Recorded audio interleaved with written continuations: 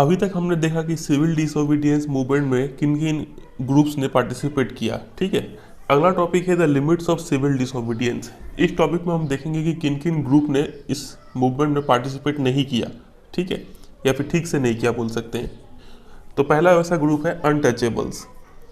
तो वही यहाँ पे लिखा है कि नॉट ऑल सोशल ग्रुप्स को ये स्वराज से कॉन्सेप्ट समझ में आया, ठीक है, उससे वो प्रभावित नहीं हुए। एक ऐसा ग्रुप था, वो था अनटचेबल्स, ठीक है। इनको हम लोग क्या बोलते हैं नॉर्मली, दलित या फिर ऑपरेस्ड बोलते हैं, जो छोटी जात के लोग होते हैं, ठीक है, इनको बोला जाता है। For long the Congress had ignored the Dalits for fear of offending the Sanatanis the conservative high caste Hindus. काफ़ी लंबे समय से कांग्रेस ने दलितों को इग्नोर करके रखा हुआ था। क्यों? क्योंकि इन्हें डर था, कांग्रेस को ये डर था कि अगर वो दलित को सपोर्ट करेंगे तो कहीं सनातनीज लोग जो कि हाई कास्ट हिंदू होते हैं, ये लोग कहीं इनको बुरा ना लग जाए, ठीक है। इसलिए इस डर से कांग्रेस दलित को इग्नोर करके रखी हुई थी। लेकिन महात्मा गांधी ने डिक्लेयर कर दिया कि स्वराज तब तक नहीं आएगा देश में जब तक कि देश से अनटचेबिलिटी हटा ना दिया जाए, ठीक है। वो यहाँ पे लिखा है कि स्वराज अगले 100 साल तक नहीं आएगा अगर अनटचेबिलिटी को एलिमिनेट नहीं किया गया तो। He called the untouchables Harijan. Mahatma Gandhi untouchables को हरिजन बोलते थे। हरिजन मतलब भगवान के पुत्र, द चिल्ड्रन ऑफ गॉड, ठीक है। और गांधी जी ने क्या क्या किया देखिए, organise satyagraha to secure them entry into temples. Satyagraha मतलब मूवमेंट लॉन्च किया ताकि ये लोग मंदिर में जा पाए, पब्लिक वेल्स को यूज़ कर पाए, टैंक्स, रोड्स, स्कूल्स, ये सब चीज़ को यूज़ कर पाए। He himself clean toilet to dignify the work of the Bhangi, the sweepers, and persuaded upper caste to change their heart and give up the scene of untouchability। Gandhi ji खुद ही toilet साफ करते थे ताकि वो बता पाए कि कोई काम छोटा बड़ा नहीं है, और वो अपर कास्ट के लोगों को परसुएड मतलब मनाते थे कि वो लोग अपना हृदय परिवर्तन करें, अपना सोच को बदले, और ये जो पाप वो लोग कर रहे हैं अनटचेबिलिटी का, ये पाप से मुक्ति पाए, ठीक है। तो ये गांधी जी का रोल याद रखिएगा कि गांधी जी अनटचेबल्स का कंडीशन सुधारने के लिए क्या क्या एफर्ट दिए थे, ठीक है। और आगे देखिए, तो गांधी जी चाह रहे थे कि सोसाइटी में या फिर समाज में चेंज लाके इनका कंडीशन को अपलिफ्ट किया जाए दलित का, ठीक है। लेकिन कई सारे दलित लीडर ऐसे थे जो चाह रहे थे कि इसका पॉलिटिकल सोल्यूशन निकाला जाए। पॉलिटिकल सोल्यूशन मतलब ये लोग डिमांड कर रहे थे deserve seats in educational institutions, ठीक है, मतलब जो भी स्कूल है, कॉलेजेस है, वहाँ पे ये लोग चाह रहे थे कि दलित छोटे क्लास के लोगों के लिए एक रिजर्व सीट हो, जैसा कि हम आज के डेट में देखते हैं SC ST OBC, इन लोग के लिए कुछ सीट रिजर्व रहता है, ठीक है। तो ये चीज़ वो लोग डिमांड कर रहे थे। And separate electorate that would choose Dalit members for legislative council. ये वर्ड का मतलब समझिए, इलेक्टोरेट का मतलब होता है ऐसे लोग जो वोट देंगे, ठीक है, जो वोट देंगे और लीडर्स को चुनेंगे। तो ये लोग सेपरेट इलेक्टोरेट का डिमांड कर रहे थे जो कि दलित मेंबर को चूज करेंगे। मतलब ये मान लीजिए पूरा पॉपुलेशन हो गया इंडिया का, तो इस पॉपुलेशन में कुछ पॉपुलेशन ऐसा होगा जो क्या होगा, सिर्फ दलित लोग से होगा। तो ये लोग सेपरेट इलेक्टोरेट डिमांड कर रहे हैं, मतलब ये दलित लोग को अलग किया जाए, और ये दलित लोग ही क्या करेंगे, दलित के एक लीडर को चुन के भेजेंगे। यहाँ का कोई आदमी, कोई हिंदू है, कोई या फिर कोई ब्राह्मण है, ये यहाँ का कोई लीडर को वोट दे के नहीं जिता सकता है, ठीक है। इसको बोलते हैं सेपरेट इलेक्टोरेट करना। और एक होता है जनरल इलेक्टोरेट। जनरल इलेक्टोरेट में क्या होता है कि कोई भी सिटीजन किसी को भी वोट देके जिता सकता है। मान लीजिए कोई दलित का बहुत अच्छा नेता यहाँ पे खड़ा है, तो इसको चाहे तो हिंदू के ब्राह्मण कैटेगरी के या फिर कोई भी सिटीजन जो है वो इसको वोट करके जिता सकते हैं, उसको बोलते हैं जनरल इलेक्टोरेट। लेकिन सेपरेट इलेक्टोरेट में क्या होता है कि सिर्फ ये दलित लोग ही क्या करेंगे, इसको वोट देके जिता पाएंगे, ठीक है। तो ये लोग ऐसे दो चीज़ डिमांड कर रहे थे, reserve seats in educational institution, और दूसरा separate electorate for legislative council। Political empowerment they believed would resolve the problems of their social disability। तो इन दलित लीडर्स का ये मानना था कि अगर इनको पॉलिटिकल एम्पावरमेंट, मतलब ये लोग अगर नेता बन के जीत के एक बार लेजिस्लेटिव काउंसिल में एंटर कर गए, पार्लियामेंट में एंटर कर गए, तो क्या होगा, इनका जो भी सोशल डिसेबिलिटी है, समाज में जो भी भेदभाव होता है इनके साथ, वो सब रिजॉल्व हो जाएगा। इनका थिंकिंग ये था, ठीक है। तो Dalit participation in the civil disobedience movement was therefore limited, particularly in the Maharashtra and Nagpur region where their organization was quite strong। तो दलित लोगों ने सिविल डिसोबीडियंस मूवमेंट में उतना अच्छे से पार्टिसिपेट नहीं किया, स्पेशली महाराष्ट्र और नागपुर रीजन, क्योंकि यहाँ पे जो दलित लोग का जो ऑर्गेनाइजेशन था वो काफ़ी स्ट्रॉन्ग था, ठीक है, इसलिए दलित लोगों ने यहाँ पे पार्टिसिपेट नहीं किया। तो ये हो गया दलित के बारे में। यहाँ से क्वेश्चन कैसा बनेगा देखिए, आपसे ऐसा क्वेश्चन दे देंगे कि Dalit participation was limited in civil disobedience movement, ये लाइन आपको दे देंगे, ठीक है, लिमिटेड तक, और बोलेंगे कि एग्जामिन द स्टेटमेंट, ठीक है। तो आपको ये पूरा चीज़ एक्सप्लेन करना है, ये सब चीज़, ठीक है। ये क्वेश्चन बनेगा कि दलित लोगों ने क्यों पार्टिसिपेट नहीं किया। आगे मूव करते हैं। देखिए यहाँ पे एक और फेमस पर्सनैलिटी है जिसका नाम है डॉक्टर BR अम्बेडकर, भीमराव अम्बेडकर, ठीक है। इन्होंने दलित को ऑर्गेनाइज किया और एक एसोसिएशन बनाया जिसको बोलते हैं डिप्रेस्ड क्लास एसोसिएशन इन 1930, ठीक है। और इनका गांधी जी के साथ मतभेद हो गया था, कब? जब सेकेंड राउंड टेबल कॉन्फ्रेंस हुआ था तब। याद है जब फर्स्ट राउंड टेबल कॉन्फ्रेंस हुआ था उसको कांग्रेस ने बॉयकॉट कर दिया था, लेकिन गांधी जी ने सेकंड वाले में पार्टिसिपेट किया था। लंदन गए थे लेकिन निराश होकर लौटे थे, याद है आपको। तो उसी सेकंड राउंड टेबल कॉन्फ्रेंस के दौरान BR अम्बेडकर का मतभेद हो गया था महात्मा गांधी के साथ। क्या मतभेद हुआ था देखिए, by demanding separate electorates for Dalit, ये BR अम्बेडकर डिमांड कर रहे थे कि दलित के लिए एक सेपरेट इलेक्टोरेट बने, ठीक है। मतलब जो दलित लोग हैं वो सिर्फ दलित को ही वोट कर सकते हैं, ये चीज़ हो। When the British government considered Ambedkar's demand, Gandhi ji began a fast unto death। अब देखिए यहाँ पे क्या हो गया था, जब ब्रिटिश गवर्नमेंट ने BR अम्बेडकर का डिमांड फुलफिल कर दिया, मतलब इन्हें सेपरेट इलेक्टोरेट का परमिशन दे दिया, तब गांधी जी को ये काफ़ी बुरा लग गया और इन्होंने मतलब फास्टिंग कर दिया तब तक कि ये मर ना जाए, ठीक है। मतलब ये तब तक खाना नहीं खाएंगे जब तक कि ये डिसीजन अपना ना बदल ले भीमराव अम्बेडकर, ठीक है। गांधी जी बिलीव करते थे कि that separate electorates for Dalit would slow down the process of their integration into society.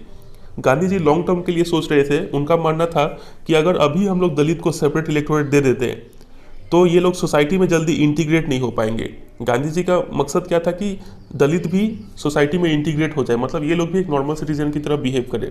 लेकिन आज अगर हम इन्हें अलग से सेपरेट इलेक्टोरेट दे देंगे तो ये लोग तो अलग हो जाएंगे सोसाइटी से, ठीक है। ये कभी भी जो मेन स्ट्रीम है, ब्राह्मण्स हो गए, जो उच्च जाति के लोग हैं, उनके साथ कभी मिक्स नहीं हो पाएंगे अगर इनको आचार से अलग कर दिया जाता है तो, ठीक है। इसलिए गांधी जी ने क्या किया, फास्टिंग मतलब भूखे रह गए, खाना खाना बंद कर दिया, ठीक है। तो Ambedkar ultimately accepted Gandhi ji position and the result was the Poona pact of September 1932। तो लास्ट में अम्बेडकर जी ने भी गांधी जी का प्रपोजल एक्सेप्ट किया और एक पैक्ट साइन किया गया जिसको बोलते हैं पूना पैक्ट ऑफ सितंबर 1932।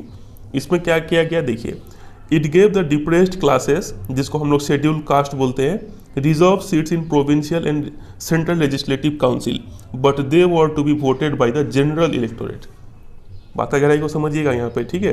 लिखा है कि यहाँ पे जो डिप्रेस्ड क्लास है, जिसको हम लोग आज की लैंग्वेज में शेड्यूल कास्ट बोलते हैं, ठीक है, इनको रिजर्व सीट दे दिया गया provincial and central legislative council में, ठीक है। पार्लियामेंट में रिजर्व सीट इनको मिलेगा कि इतना सीट दलित लीडर के लिए ही रिजर्व रहेगा, लेकिन शर्त यह था कि they were to be voted by the general electorate, उसको आम जनता ही चुन के भेजेगी जो दलित लोग होंगे। ऐसा नहीं है कि सिर्फ दलित लोग ही अपना दलित का लीडर को चूज कर पाएंगे, ठीक है।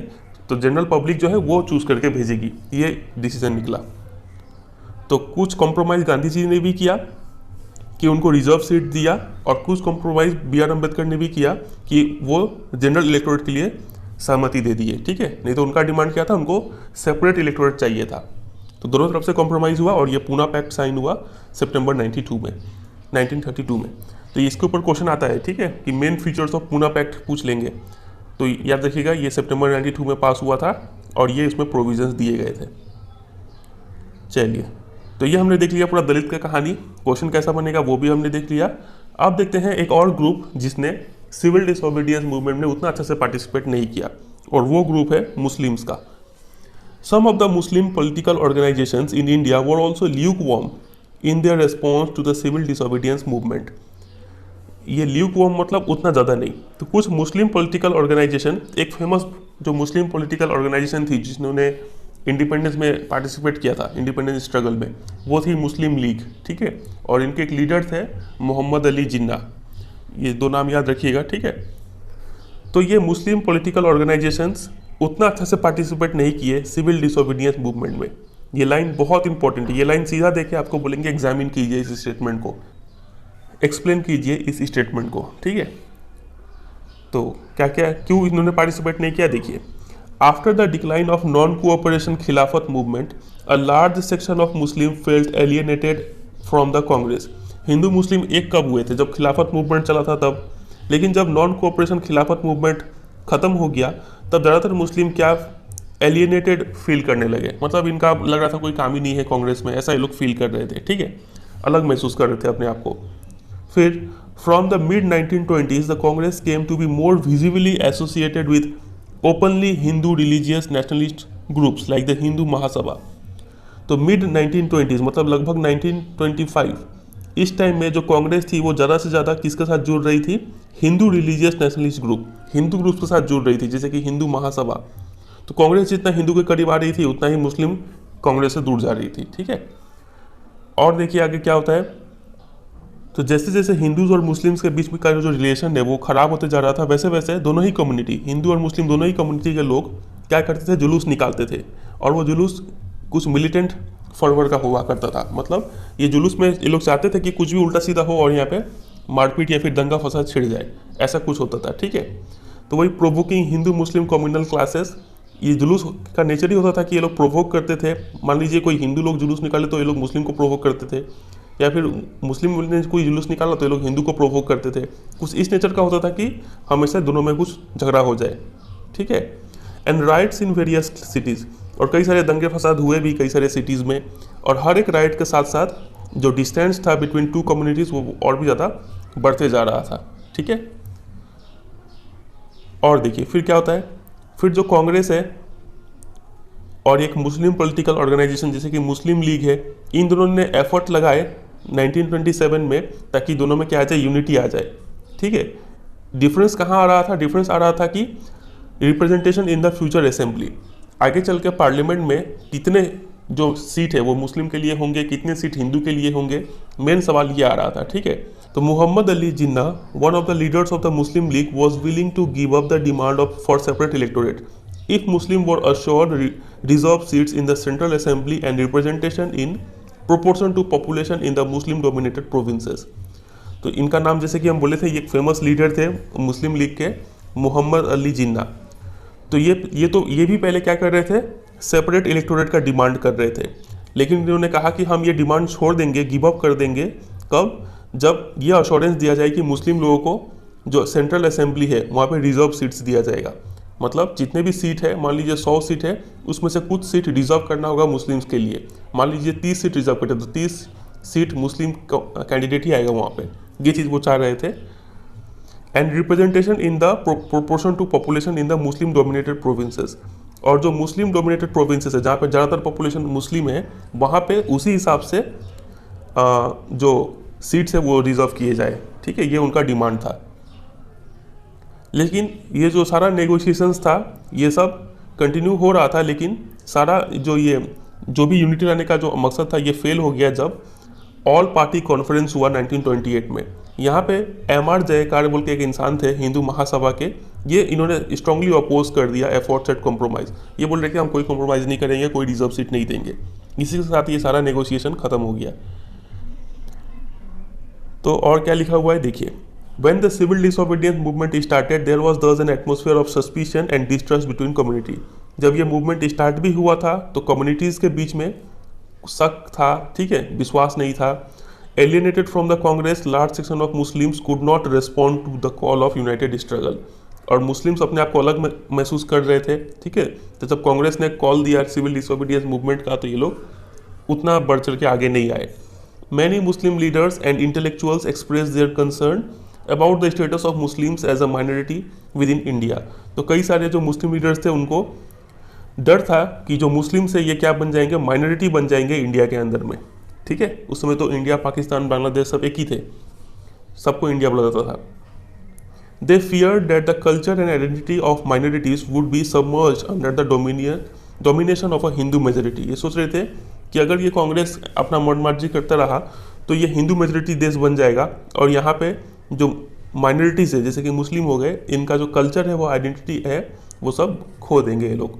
तो ये इनको डर था, ठीक है। तो इतना समझे। अब यहाँ से आपको याद है क्या करना है वो हम बताते हैं। यहाँ तक तो बता दिए कि क्वेश्चन कैसा कैसा आएगा। चलिए यहाँ से देखते हैं। तो यहाँ से आपसे ये स्टेटमेंट देंगे कि some of the Muslim political organisation in India were also lukewarm in their response to the civil disobedience movement. ये स्टेटमेंट देके बोलेंगे एग्जामिन द स्टेटमेंट। तो आपको ये जो भी चीज़ अंडरलाइन किए हैं हम, ये सब लिखना पड़ेगा, ठीक है। Social Hub.